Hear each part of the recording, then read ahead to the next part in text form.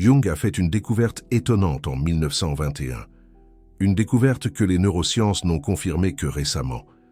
Il existe un type de personne qui, tout simplement, disparaît sans prévenir, sans explication, sans adieu. Et quand on demande où cette personne est allée, personne ne sait répondre, parce qu'elle ne l'a dit à personne. Le laboratoire de la Derry Keitai à l'université de Stanford a identifié les neurones exacts qui s'activent quand ce type de personne sent qu'elle doit s'éclipser. Et ce qu'ils ont découvert va complètement changer votre façon de comprendre ce comportement. Si vous avez déjà disparu de la vie de tous sans avertissement, ou si vous connaissez quelqu'un qui le fait, les prochaines minutes vont révéler ce qui se passe vraiment dans le cerveau de ces personnes et pourquoi ce n'est pas de la faiblesse. Ce n'est pas une fuite, ce n'est pas de la lâcheté, c'est quelque chose de beaucoup plus profond que là. Psychologie conventionnelle n'a jamais voulu admettre, vous l'avez probablement déjà fait, ou ressenti l'envie irrésistible de le faire, ce moment où tout semble de trop, les messages qui n'arrêtent pas d'arriver, les attentes qui ne cessent de croître, les gens qui veulent des morceaux de vous que vous n'avez plus à donner, et soudain, la seule solution qui fait sens est de disparaître. Jung a appelé cela un repli nécessaire dans le monde intérieur. Huberman a identifié le mécanisme neurologique exact. Et ce que les deux ont découvert révèle que les personnes qui disparaissent sans prévenir partagent une caractéristique cérébrale que seulement 3% de la population possède.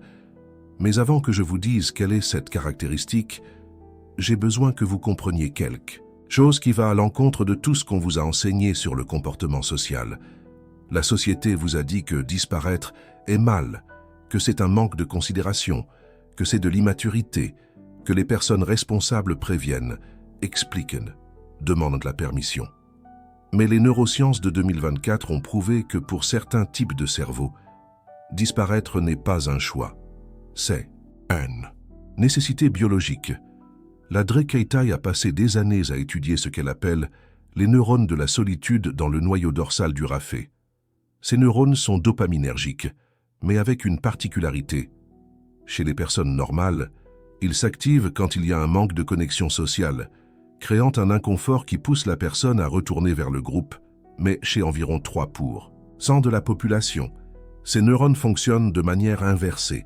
Ils s'activent quand il y a un excès de connexion, et l'inconfort qu'ils créent ne s'apaise qu'avec l'isolement.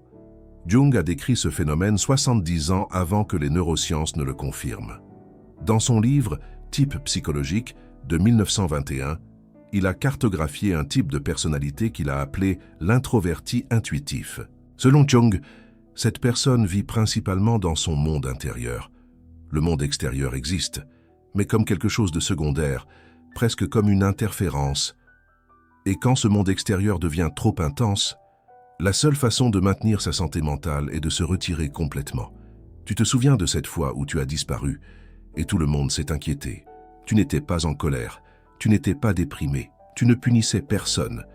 Tu avais simplement besoin d'arrêter d'exister pour les autres pendant un temps et ça t'a permis de finalement respirer. Ce n'est pas un défaut, c'est de la neurologie. Huberman a expliqué en novembre 2025 qu'il existe quelque chose appelé homéostasie sociale, tout comme votre corps a un point d'équilibre pour la température, pour le glucose, pour le sommeil. Votre cerveau a un point d'équilibre pour l'interaction sociale, et ce point varie dramatiquement d'une personne à l'autre. Pour certaines personnes, le point d'équilibre exige un contact constant. Ces personnes paniquent quand elles sont seules pendant quelques heures. Leur cerveau interprète la solitude comme une menace de survie. Les neurones de la solitude s'activent intensément, créant un inconfort qui ne s'apaise qu'avec la connexion. Mais pour d'autres personnes, le point d'équilibre se trouve à l'extrême opposé. Un contact constant est ce qui déclenche l'alarme.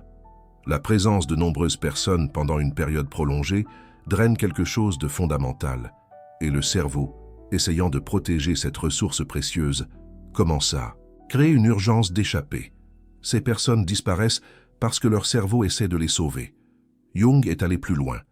Il a observé que l'introverti intuitif a une relation particulière avec le temps. Pour cette personne, le temps social passe différemment. Une heure en groupe peut sembler une journée entière, une semaine sans solitude peut provoquer une sensation d'avoir vécu des mois. Et quand l'accumulation atteint une limite, le système s'effondre tout simplement et exige un reset. Le reset est la disparition. Mais voici ce que Huberman a découvert qui change tout. L'isolement prolongé altère physiquement la structure cérébrale. Des chercheurs de l'Université de Buffalo ont publié en 2024 dans Nature Neurosciences que des périodes d'isolement modifient la myélinisation du cortex préfrontal. La myéline est l'isolant des neurones. Elle détermine la vitesse à laquelle les informations voyagent dans le cerveau. Chez les personnes qui s'isolent régulièrement, la myéline du cortex préfrontal se développe différemment. Cela crée des schémas de traitement cognitif qui n'existent pas chez les personnes qui ne vivent jamais la solitude profonde. Et ces schémas, une fois formés, font que le cerveau a besoin d'isolement pour fonctionner de manière optimale. C'est un cycle. Vous disparaissez parce que vous en avez besoin. L'isolement change votre cerveau. Votre cerveau modifié a besoin de plus d'isolement. Et vous disparaissez de nouveau. Jung a appelé cela une spirale d'individuation, le processus par lequel la personne devient qui elle est vraiment en se séparant du collectif. Selon lui, ce processus n'est pas optionnel pour certaines âmes. C'est un destin. Calme-toi, parce que ce que je vais révéler maintenant sur la raison pour laquelle tu n'arrives pas à prévenir avant de disparaître va expliquer beaucoup de choses. Il existe une raison neurologique pour laquelle les personnes qui disparaissent rarement préviennent. Et ce n'est pas un manque de considération. C'est qu'avertir exigerait un type de traitement cognitif qui, au moment de l'effondrement, n'est tout simplement pas disponible. Le cortex préfrontal dorsolatéral est responsable de la planification et de la communication sociale complexe. Avertir que vous allez disparaître est un acte de communication sociale complexe. Vous devriez expliquer quelque chose que vous ne comprenez pas vous-même. Vous devriez gérer des réactions que vous n'avez pas l'énergie de traiter. Vous devriez négocier vos besoins avec les attentes des autres. Quand le système atteint le point de rupture, le cortex préfrontal dorsolatéral est la première zone à perdre sa fonctionnalité. C'est comme si le cerveau disait « La communication sociale est un luxe maintenant. La survie est la priorité. Ce qui reste, c'est l'impulsion pure, disparaître, s'évanouir, cesser d'exister pour le monde extérieur. Et le cerveau exécute cela de la manière la plus efficace possible, ce qui signifie sans avertir personne. Jung a décrit ce moment comme la descente au monde souterrain, le moment où la conscience doit plonger dans les profondeurs de l'inconscient pour se reconstruire. Et dans cette plongée, toutes les obligations sociales deviennent hors de propos. Non pas parce que la personne s'en fiche, mais parce que le cerveau est entré en mode survie. Tu te souviens de cette sensation étrange, quand tu es revenu de ta dernière disparition. Et c'est cette impression bizarre que le monde avait continué à tourner sans toi, et que, d'une certaine manière, c'était libérateur, parce que ça prouvait que tu n'étais pas aussi indispensable que tu le pensais, et que peut-être, juste peut-être, tu pouvais t'autoriser à disparaître de nouveau quand tu en aurais besoin. C'est ton cerveau qui te montre que disparaître, ça fonctionne. Andrew Huberman a expliqué qu'il existe un phénomène appelé la consolidation neurale. Quand tu supprimes tous les stimuli externes, le cerveau utilise ce calme pour réorganiser les informations. Les souvenirs sont traités, les connexions neuronales sont renforcées ou élaguées, les schémas de pensée sont reconstruits. Les gens qui ne disparaissent jamais ne donnent jamais au cerveau cette opportunité de maintenance profonde, et avec le temps, ça crée une accumulation. Informations non traitées, émotions non intégrées, schémas obsolètes qui continuent de tourner, parce qu'il n'y a jamais eu le temps de les mettre à jour. Les gens qui disparaissent régulièrement maintiennent le cerveau, fonctionnant de manière optimale. Pas malgré les disparitions, mais grâce à elles. Carl Jung l'avait prédit quand il a écrit que l'introverti, qui résiste à sa nature, développe des névroses. Le système psychique a besoin du repli nécessaire dans le monde intérieur. Et quand ce retour est nié, des symptômes apparaissent. Anxiété, dépression, explosion inexplicable, fatigue chronique. Le corps commence à tomber malade, parce que l'âme n'arrive pas à respirer Mais voici la partie dont personne ne parle. Il existe un prix pour disparaître, et les gens qui le font régulièrement payent ce prix. Les relations souffrent, les gens commencent à arrêter de te faire confiance. Des opportunités professionnelles sont perdues parce que tu n'étais pas là quand elles se sont présentées. Une réputation d'être instable se forme. Et avec le temps, tu peux finir plus seul que tu ne le voudrais, non par choix, mais par conséquence. Carl Jung a appelé ça l'ombre de l'introverti. La personne qui a besoin de disparaître pour survivre paye le prix social de ce comportement. Et ce prix peut créer des blessures qui alimentent encore plus le besoin de disparaître.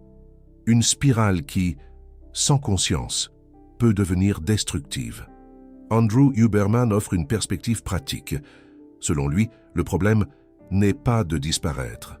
Le problème, c'est de disparaître de manière décontrôlée. Quand c'est l'effondrement qui détermine quand tu t'éclipses, tu es toujours en train de réagir, toujours en train d'éteindre des incendies, toujours en train d'atteindre la limite, avant de t'autoriser la pause, la solution. Selon les neurosciences, c'est la disparition stratégique, planifier des périodes d'isolement avant que le cerveau n'arrive à l'effondrement. Informer les personnes importantes que tu seras indisponible, non parce que tu dois des justifications, mais parce que cela réduit le stress du retour. Créer des rituels d'isolement que le cerveau puisse anticiper et pour lesquels il puisse se préparer. Carl Jung a appelé ça la descente consciente. Au lieu d'être entraîné dans le monde souterrain, tu choisis de descendre. Au lieu d'être englouti par le besoin de disparaître, tu administres ce besoin. Le résultat est le même isolement régénératif, mais sans la destruction collatérale. Tu te rappelles cette fois où tu avais prévenu avant de disparaître et que ça n'avait pas marché.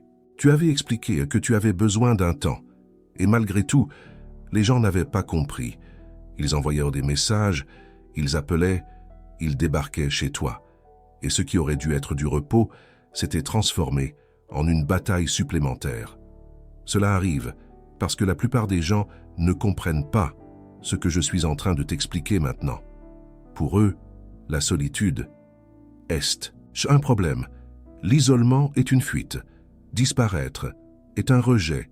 Ils n'ont pas la neurologie que tu as. Ils ne ressentent pas ce que tu ressens. Et c'est pour ça qu'ils interprètent ton comportement avec leurs propres paramètres.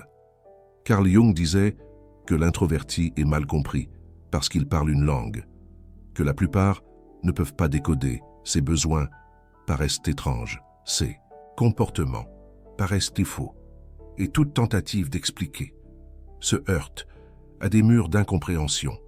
La solution n'est pas d'arrêter de disparaître, c'est de choisir, avec soin, qui reste dans ta vie, des gens qui comprennent que ton sumir n'est pas un abandon, des gens qui respectent que ton absence est une nécessité, pas un caprice, des gens qui sont là quand tu reviens sans reproche, sans drame, sans culpabilité. Ces gens existent, et eux aussi, ils disparaissent. Il existe une communauté invisible de personnes qui somment. Elles ne se rencontrent pas dans des groupes de soutien. Elles ne créent pas de clubs d'introvertis, parce que se rencontrer exigerait exactement le type d'interaction qu'elles évitent, mais elles se reconnaissent quand elles se croisent, dans le regard, dans le soulagement silencieux de ne pas avoir besoin d'expliquer, dans la compréhension mutuelle qui dispense de mots. Si tu regardes, ça tu es probablement l'une d'elles. Et ce que je vais te dire maintenant, c'est pour toi spécifiquement. Tu n'es pas cassé, tu n'as pas besoin de réparation, tu n'évites pas la vie, tu vis la vie d'une manière que la plupart ne peuvent pas comprendre. Ton cerveau fonctionne d'une façon différente, tes besoins sont différents, et essayer de te forcer à être comme les autres ne fera que créer plus de dommages. Carl Jung a écrit qu'essayer de guérir l'introversion C'est comme essayer de guérir la taille. Tu peux faire semblant d'être plus petit, tu peux te courber, tu peux te cacher, mais ta structure reste la même. Et l'énergie dépensée à faire semblant est une énergie volée à la vie. Andrew Huberman a dit quelque chose de similaire quand il a expliqué qu'essayer de changer son point de homéostasie sociale est possible, mais extrêmement coûteux. Le cerveau résiste, le corps tombe malade, l'esprit s'effondre, et à la fin, la personne finit par revenir à son point d'équilibre original, mais maintenant avec le traumatisme additionnel de la tentative de changement. La sagesse n'est pas de changer qui tu es, elle est d'accepter qui tu es et de construire une vie qui respecte ça. Si tu as besoin de disparaître, disparais. Si tu as besoin de jours de solitude, prends ces jours. Si tu as besoin d'arrêter d'exister pour le monde pendant un temps, arrête. Pas parce que c'est une fuite, mais parce que c'est de la maintenance, parce que c'est de la survie, parce que c'est qui tu es. Et quand tu reviendras plus fort, plus clair. Plus, toi et les gens qui comptent seront là. Et ceux qui ne le seront pas, peut-être, n'ont jamais appartenu à ta vie. En vérité, maintenant, je dois te révéler quelque chose que Carl Jung n'a jamais publié officiellement. Dans ses écrits privés, il a décrit un phénomène qu'il a observé à plusieurs reprises chez des patients qui disparaissaient. Il a appelé ça la préparation du soi, selon Carl Jung. Avant de grandes transformations internes, l'inconscient prépare le terrain, et une des formes de cette préparation est de créer le besoin irrésistible d'isolement. Le soi, qui est le centre de la psyché totale, a besoin de silence pour réaliser son travail, et il obtient ce silence en forçant la personne à s'éloigner de tout. Cela signifie que quand tu ressens le besoin de s'ouvrir, ça peut ne pas être seulement de la fatigue. Il se peut que quelque chose de grand est en train de se préparer à l'intérieur de toi, une transformation, une révélation, une renaissance, et l'isolement est l'incubation nécessaire pour que cela arrive. Huberman l'a validé indirectement lorsqu'il a expliqué que la neuroplasticité, la capacité du cerveau à se remodeler, se produit plus intensement dans des états de faible stimulation externe. Le cerveau a besoin de quiétude pour se reconstruire, et certaines reconstructions sont tellement profondes qu'elles exigent des semaines ou des mois de quiétude. Si vous ressentez la pression de disparaître en ce moment de votre vie, prêtez attention. Votre cerveau essaie peut-être de vous dire quelque chose. Votre inconscient est peut-être en train de préparer quelque chose. Et résister pourrait interrompre un processus qui doit absolument se produire. La question n'est pas de savoir si vous devez disparaître. La question est de savoir combien de temps et comment garantir que le monde extérieur ne s'effondre pas pendant que vous êtes absent. Il existe des façons de disparaître sans détruire votre vie. Il existe des façons de s'éclipser qui préservent les relations importantes. Il existe des façons de s'absenter qui fortifient au lieu d'affaiblir votre position. Et c'est ce que les personnes qui disparaissent avec succès ont appris à faire. Premièrement, elles ont identifié les personnes qui ont besoin d'être au courant. Pas tout le monde. Seulement les personnes qui vont s'inquiéter genuinement et dont l'inquiétude va créer des problèmes pratiques. Des parents âgés, des partenaires amoureux, des supérieurs au travail. Ces personnes reçoivent une communication minimale. Je serai indisponible pendant X temps. Je vais bien, je reviendrai. Pas d'explication, pas de justification, pas de négociation, juste de l'information. Deuxièmement, elles ont créé des systèmes automatiques. Réponse automatique par email, message d'absence sur les applications, paiement programmé. Le monde continue de fonctionner sans exiger votre présence active. Troisièmement, elles ont défini une limite de temps, pas indéfinie, une date de retour. Même si elle est flexible, cela empêche la disparition de devenir une fuite permanente. Et cela donne au cerveau un horizon sur lequel travailler. Quatrièmement, Elles ont créé des rituels de retour, des façons de réintégrer le monde extérieur graduellement. Parce que revenir d'une immersion profonde, directement dans l'intensité totale, provoque un choc, et ce choc peut créer la nécessité de disparaître à nouveau immédiatement.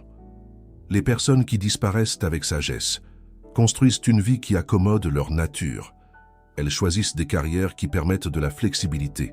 Elles cultivent des relations avec des personnes qui comprennent. Elles créent des espaces physiques où elles peuvent s'isoler sans interruption. Et elles arrêtent de se sentir coupables d'être qui elles sont. Si vous avez senti quelque chose bouger en vous en regardant ceci, si vous vous êtes reconnu dans ces mots, si vous avez enfin compris quelque chose que vous avez toujours intuité, mais que vous n'avez jamais réussi à articuler, j'ai besoin de vous demander quelque chose. YouTube a ce petit cœur doré là en dessous, le Super Thanks. Ce n'est pas une question d'argent. C'est quelque chose de plus profond que Huberman a expliqué quand il a parlé de réciprocité neuronale. Quand vous faites un geste de reconnaissance, votre cerveau enregistre ce moment comme signifiant et cela renforce la connexion que nous venons de créer. Chaque Super Thanks que cette vidéo reçoit finance plus de recherches, plus de temps pour préparer du contenu comme celui-ci, plus de capacité à révéler ce que Carl Jung et Andrew Huberman ont découvert, mais que la plupart des créateurs n'ont ni la patience, ni la profondeur pour expliquer. Vous ne soutenez pas seulement une vidéo. Vous dites « Continuez à révéler ce qui nous aide à comprendre qui nous sommes » et cela compte. Parce que les personnes comme vous, les personnes qui disparaissent, sont souvent les moins vues. Vous n'êtes pas là pour recevoir de l'attention. Vous n'êtes pas là pour demander de l'aide.